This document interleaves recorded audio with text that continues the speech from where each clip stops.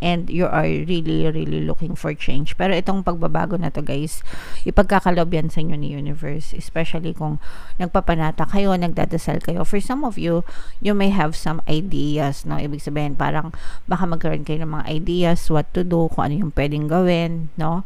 Habang nag-aantay kayo ng trabaho or habang nag-aantay kayo ng pagkakataon na makawala dyan mga kapiksi, para magkakaroon din ng solusyon sa mga problema nyo guys. Universe yung magbibigay ng solusyon sa inyo. So just keep on praying and keep on affirming mga kapiksi na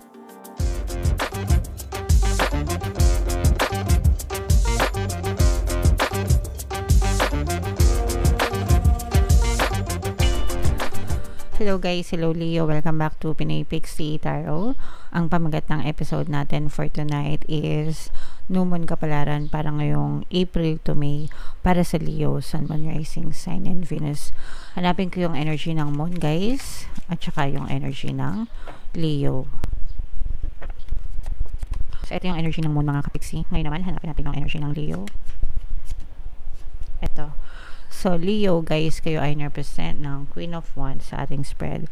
Ito yung combination, guys, ng positive and negative energy, mga kapiksi. Pwede mag-resonate, pwedeng hindi. Yung new moon, guys, ngayong April ay sa April 8. Tapos yung next na new moon naman, guys, ay sa May 7. So, ang reading na to ay para sa period na yan. Guys. So, ito yung negative and positive mga kapiksi. Unahin natin yung sa negative guys. Medyo stressful. Medyo nakakaramdam kayo ng stress. Sa ano to guys? Sa workplace, sa trabaho. Parang meron kayo mga hindi nakakasundo sa trabaho. Yung iba sa inyo pwedeng pinagchichismisan kayo. There's a lot of disappointment here. For some of you, pwedeng sa competition din, no? Kumbaga parang merong nagpapataasan sa trabaho. Tapos nagiging, yung iba sa inyo guys, pwede mabiktima kayo ng politika sa work. Yung iba sa inyo parang nagagamit kayo guys and very stressful. Yung iba naman pwedeng medyo stricto, no? Yung mga boss nyo or yung mga amo nyo, mga kapiksi. So there's a lot of toxicities in your workplace, and nakikita natin dito na parang you are thinking na umalis dyan, o kaya naman yung iba sa inyo parang newbie kayo dyan sa workplace na yan, and parang hindi pa kayo sanay sa culture, hindi nyo paggamay, mga kapiksi, kaya parang medyo naninibago ka pa, medyo nai-stress ka mga kapiksi. Meron talagang ganun guys, meron talagang work na nakakaiyak. Meron talagang work na nakakaiyak, no? Merong workplace na mga nakakaiyak mga kapiksi. Na-experience ko yan bilang ako yung naging corporate employee for how many years before. So, yeah. But anyway, for some of you, medyo nagiging biktima kayo ng ganun. So, kapit lang guys. Especially kung wala pa naman kayong lilipatan or wala naman kayong balak umalis. Tiis-tiis muna mga kapiksi. And meron tayong mga subliminal guys for trabaho, no? Yung lucky charm para sa trabaho, tsaka yung pampabait ng boss at mga katrabaho. Pakinggan nyo yan guys, kasi marami ng success stories doon para magkaroon kayo ng harmonious na relationship sa mga kasamahan nyo sa trabaho mga kapiksi. Alright? And then ito naman ay success guys, no? Meron tayong presence dito ng water sign, Cancer, Pisces, Scorpio. Nakikita natin, ibig sabihin ito guys, makakalabas din kayo dyan sa scenario na yan, okay? Pwedeng bigla na lang mawala yung toxicity, pwedeng the next thing you know, kasundo nyo na pala sila, o kaya naman baka magkalayo-layo kayo ng landas, baka yung mga nagpapahirap sa inyo malipat ng department, magkaroon ng movement sa universe na sila yung mag-resign, diba? And makakagaan-gaan na yun sa inyong kabuhayan. Pero makikita natin dito guys na mapagtatagumpayan nyo rin yan. Kaya for now, sabi nga guys, diba, habang maiksi ang kumot, magtiis mo ng mamaluktot. So tiis-tiis muna guys. Alright? So tingnan pa natin what else. So dito na yung naninimbang guys. Pero for some of you, you're looking for change talaga, no? Kasi yung iba sa inyo parang hindi nyo to ma-tolerate, hindi siya tolerable para sa inyo, especially kung nai-stress, kasi yung iba sa inyo guys, as in literal na umiiyak talaga kapag kagabi, no? Excuse me. Ayan, pasensya na kayo guys kasi medyo nasasamid tayo. So, yung iba sa inyo guys, yan talaga, medyo umiiyak talaga kayo sa gabi. Kaya medyo nandun yung mixed emotions, sadness, ganyan. And you are really, really looking for change. Pero itong pagbabago na to guys, ipagkakalob yan sa inyo ni universe. Especially kung nagpapanata kayo, nagdadasal kayo. For some of you, you may have some ideas, no? Ibig sabihin, parang baka magkaroon kayo ng mga ideas, what to do, kung ano yung pwedeng gawin, no? Habang nag-aantay kayo ng trabaho or habang nag-aantay kayo ng pagkakataon na makawala dyan mga kapiksi, para magkakaroon din ng solusyon sa mga problema nyo guys. Universe yung magbibigay ng solusyon sa inyo. So just keep on praying and keep on affirming mga kapiksi na mapabuti din yung sitwasyon nyo, kasi dadating yung mga solusyon sa mga problema nyo mga kapiksi. Yes, this is victory and success guys, no? You have the energy of victory and success. So, ibig sabihin nito guys, etong mga problema na dinadaanan nyo, malalagpasan nyo yan. No? Malalagpasan nyo yung mga problema, magtatagumpay kayo, lilipas din yan, matatapos din yan mga kapiksi. And at the end of your journey, no, ikaw yung nakangiti na sa'yo yung huling halakhak guys, okay? Kasi nga sabi ko nga sa inyo, si universe mismo yung mag-move ng sitwasyon nyo mga kapiksi para maging maayos ang lahat para sa inyo. So you have to just bear with it for the moment. Ibig sabihin, pansamantala, tiis-tiis mo na guys, malalampasan nyo rin yan, okay? Yung iba sa inyo guys, literal na baka may mga milestones na ma-achieve kayo, especially if may mga goals kayo na sinet.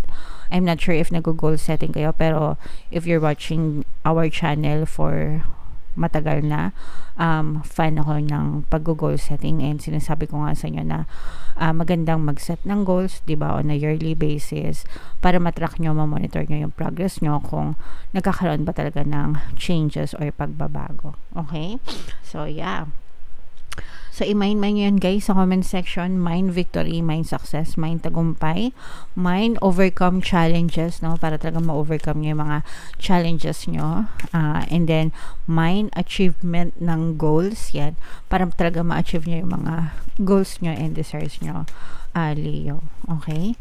So yeah, tingnan natin yung additional na mensahe sa inyo guys gamit itong deck na to. Shuffle ko guys, habang shuffle ko to, panoorin nyo muna yung video natin regarding sa ating paano mag-manifest ng abundance video course. Kapiksi, sawa ka na ba sa mga struggles at hirap sa buhay mo? Masipag ka ba at masikap sa buhay ngunit hindi ka pa rin umaasenso? Ilang beses ka na bang nag-attempt magnegosyo at mag-invest pero palagi ka pa rin nalulugi? Sa pagkakataon na ito ay maaaring may subconscious beliefs ka na nagiging balakid sa iyong pag-unlad at pagyaman. Introducing, paano mag-manifest ng abundance video course. Dito ay matututunan mong ma-overcome ang mga balakid mo para tuluyan ka ng umunlad, umasenso, sumagana, maging matagumpay, successful at maswerte sa iyong kabuhayan, pera, trabaho, negosyo, salapi at kaperahan ng bonggang-bongga. Dali, mag-send na ng email sa pinoypixitaro@gmail.com at simulan na ang iyong pagyaman ngayon. Alright. So, sabay-sabay tayo magpayaman guys ngayon 2024 Leo. Mag-avail na kayo ng course guys kasi sobrang ganda talaga niyan. And good news mga kapiksino, dahil ngayong April meron tayong bagong promo guys. Magbibigay ako ng 200 pesos na discount sa lahat na mag-avail ng course. Kaya mag-avail na kayo mga kapiksi. Sobrang ganda talaga niyan. And meron din tayong email coaching, manifest your desires using the law of attraction. If meron kayo guys ng mga specific na gusto nyong i-manifest sa buhay nyo, pwedeng love and relationship mga kapiksi, pwedeng money or career, pwede kayo magpabook ng email coaching session with me. Mag-send lang kayo guys ng email sa pinoypixitaro@gmail.com. So, don't let pride get in your way mga kapiksi. Okay, wag tayo masyadong ma-pride chicken. At saka, you have to find balance, no? Ibig sabihin nito guys, you have to find balance between your needs and between the needs of other people surrounding you. So, dapat, kumbaga, give and take, mga kapiksi. Hindi pwedeng puro ikaw, hindi pwedeng puro sila, mga kapiksi. Kailangan tayo, okay? So, we also have to consider yung nararamdaman at yung sasabihin ng ibang tao. Hindi lang puro tayo guys, para magkaroon ng brilliant relationship tayo sa ibang tao, mga kapiksi. Because at the end of the day, guys, no man is an island, no? Tayo yung magtutulungan, mga kapiksi. We have to admit that, okay?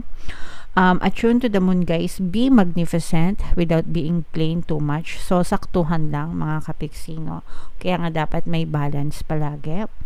Self-esteem is good, vanity is not. Okay lang yung magkaroon ng self-esteem, di ba? Self-confidence. Pero pagka sinobrahan mo na, guys, arrogante na yung tingin sa'yo ng ibang tao, no?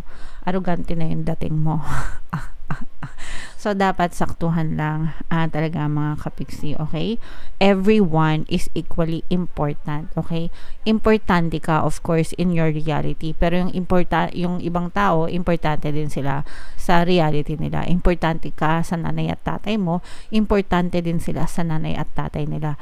Importante ka sa mga mahal mo sa buhay, sila ganun din. So, wag tayong manghahamak ng ibang tao. Wag tayong mang-aapak ng ibang tao, mga kapiksi, because hindi lang ikaw yung importante, sila importante din, okay? Creative urges should be followed, work some magic. Kung meron kayong mga needs or mga kailangan na attendan right now, yung mga kailangan i-prioritize, mga kapiksi, no? Wag na kayong magpatumpik-tumpik pa, wag nang mamaya na, wag nang bukas na, mga kapiksi, baka mawala yung momentum, sayang naman, guys, okay?